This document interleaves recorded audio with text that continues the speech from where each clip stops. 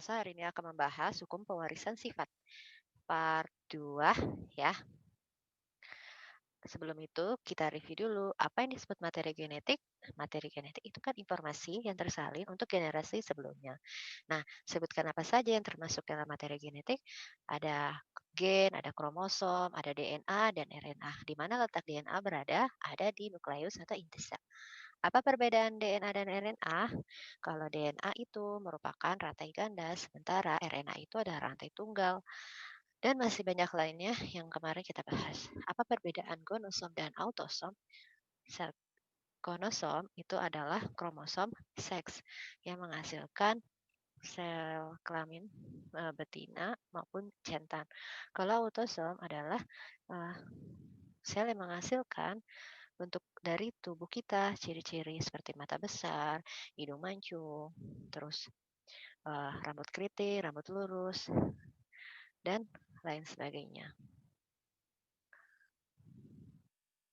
Sekarang kita masuk ke hukum pewarisan sifat. Kamu harus tahu, penemunya adalah Bapak George Mendel. Bapak Mendel ini lahir di Austria pada tahun 1822 dan dianggap sebagai bapak genetika karena studinya mengenai pola pewarisan sifat dalam penelitian Mendel menggunakan tanaman kacang ercis atau nama latinnya Pisum sativum. Beberapa pertimbangannya adalah karena tanaman kacang memiliki masa hidup yang relatif singkat. Karena itu, mudah untuk mempelajari beberapa generasi dalam jangka waktu beberapa tahun. Ercis atau disebut kacang polong ini merupakan tumbuhan penghasil sayuran berupa biji pohon hijau. Kalau anak-anak ingat, rupanya sama loh kayak anak-anak yang makan di Hokben. Sekarang kita bahas ya, dalam pewarisan sifat dikenal istilah ada sifat dominan, sifat resesif, dan intermediate. Nah, misal saya mau ngambil perumpamaan pada kehidupan sosialisasi kalian atau pada kehidupan psikis kalian. Kalau kamu ingat apa kata extrovert? Extrovert itu kan orangnya selalu ceria, terus habis itu dia menjadi center dan ibaratnya humoris banget kan. Nah, dia bicara mulu. Ibaratnya tidak tidak malu-malu. Nah, inilah merupakan sifat dominan di dalam gen. Gen dikatakan dominan apabila gen tersebut bersama gen lain atau gen pasangannya akan menutup peran atau sifat gen pasangannya tersebut. Dalam persilangan, gen dominan ditulis dengan huruf besar seperti ini. M besar, M besar.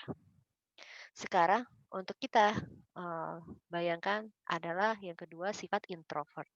Introvert itu kan pendiam ya anak-anak. Nah, kalau dia bergaul sama si extrovert, dia tuh pasti diem aja atau kayak tim nyimak atau kayak ibaratnya ngikut aja gitu. Karena sebenarnya sebenarnya sih mereka tuh cerdas ya, tapi harus ada lawan bicaranya sesama introvert juga supaya muncul deh sifatnya aslinya. Nah, itulah sifat resesif, di mana gen dikatakan resesif apabila berpasangan dengan gen lain yang dominan, ia akan tertutup sifatnya tidak muncul. Tapi jika kita bersama gen resesif lainnya, alelanya sifatnya akan muncul. Dalam genetika, gen resesif ditulis dengan huruf kecil, M kecil, M kecil. Sekarang ambivert. Nah, kalau ambivert bisa jadi extrovert, bisa jadi introvert, tergantung moodnya gitu. Nah, karena dia bisa keduanya, kalau di dalam genetika namanya intermediate, sifat suatu individu yang merupakan gabungan dari sifat dominan dan sifat resesif. Hal ini terjadi karena sifat kedua induknya munculnya sama-sama kuat. Kan kalau ini kan dominan, dia doang yang kuat. Ini yang kalah. Nah, tapi kalau di intermediate, dua-duanya jadi kuat. Nah, sehingga disebutnya kodominan. Oke, kita lanjut. Nah, seperti itu ya contoh. Pertama, ada bunga yang warnanya merah. Nah, bunga yang warnanya merah ini disilangkan dengan bunga yang warna putih dan akan menghasilkan 100% bunga warna merah. Dalam kasus ini, berarti di sini persilangannya adalah dominan resesif, di mana merah itu adalah dominan, putih itu resesif dan menghasilkan 100% bunga merah. Ya, berarti anaknya banyak kan nanti hasilnya adalah yang tumbuh adalah bunga yang warna merah. Sementara kalau kasusnya seperti ini, ada dominan merah disilangkan dengan resesif yang putih akan menghasilkan bunga berwarna pink. Berarti kan campuran antara keduanya. Merah dicampur putih menghasilkan warna pink. Sehingga ini ada disebutnya persilangan intermediate. Setelah kamu mengetahui apa itu dominan, resesif, dan juga intermediate, kamu harus tahu juga ada istilah yang namanya genotip dan fenotip. Genotip ini adalah susunan gen suatu individu yang disimbolkan dengan dua huruf yang merupakan huruf depan itu dari sifat tersebut. Sifat bunga warna merah adalah dominan, sehingga genotipnya atau simbolnya adalah M besar, M besar. Sifat bunga warna putih adalah resesif, maka genotipnya M kecil, M kecil. Jika dia intermediate, M besar, M kecil. Sementara kalau fenotip adalah suatu sifat yang tampak atau suatu sifat yang diekspresikan oleh suatu individu. Misalnya kita melihat bunga warna merah adalah bunga warna putih. Nah, warna bunga-bunga tadi terlihat di mata kita, itulah fenotip. Seperti ini juga, genotip kan adalah kode genetikanya. Nah, tapi fenotipnya yang tampak luarnya ini adalah serangga bermata hijau, badannya biru, ekornya abu-abu, kan itu bisa dilihat oleh mata kita. Itulah fenotipnya. Supaya lebih jelas lagi, bisa saya kasih sampel, maksudnya contoh lain tentang genotip dan fenotip. Kamu lihat ini adalah bunga warna merah, sehingga kita menulisnya fenotip bunga warna merah. Kalau kamu tahu bunga warna merah itu adalah dominan, maka genotipnya adalah M besar, M besar. Begitu juga di sini ada bunga mawar warna putih.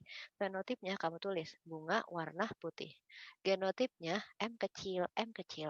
Nah, fenotipnya ini, kalau yang ini adalah bunga warna pink. Kalau pink itu campuran antara dominan dengan resesif, sehingga dia adalah intermediate. Dan genotipnya atau simbolnya itu M besar, M kecil. Bagaimana? Sudah lebih mengerti kan? Oke, ayo kita mulai kuisnya ya. Ini kuisnya. Oke anak-anak, untuk mempermudah kamu untuk pembahasan yang tadi, misal saya akan mengajak kamu untuk memainkan game Among Us. Kita lihat di sini ya. Who is dominant or recessive or intermediate? Purple is dominant. M besar, M besar. Silver is intermediate. Red is dominant. Black is dominant. Yellow is recessive. Peach intermediate. Green dominant. Orange recessive. White recessive. Blue dominant.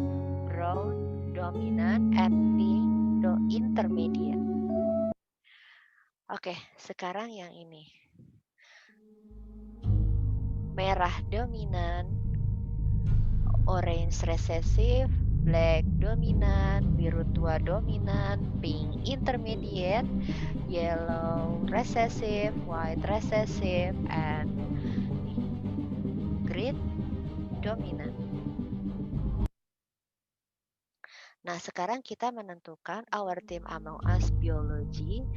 Ada fenotip. Kalau anak-anak lihat Among Us yang ini, fenotipnya itu adalah biru tua.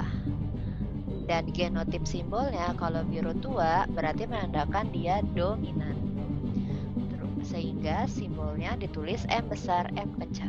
Besar. Yang kedua, ada Among Us fenotipnya pink. Genotip simbolnya karena dia intermediate jadi M besar, M kecil. Yang ini fenotipnya biru muda. Genotip simbolnya karena dia resesif adalah M kecil, M kecil. Terus yang ini fenotipnya adalah hijau tua. Dan karena dia dominan berarti rumusnya adalah M besar, M besar. Yang ini fenotipnya merah dan simbolnya M besar, M besar. Dan yang terakhir putih, simbolnya M kecil, M kecil.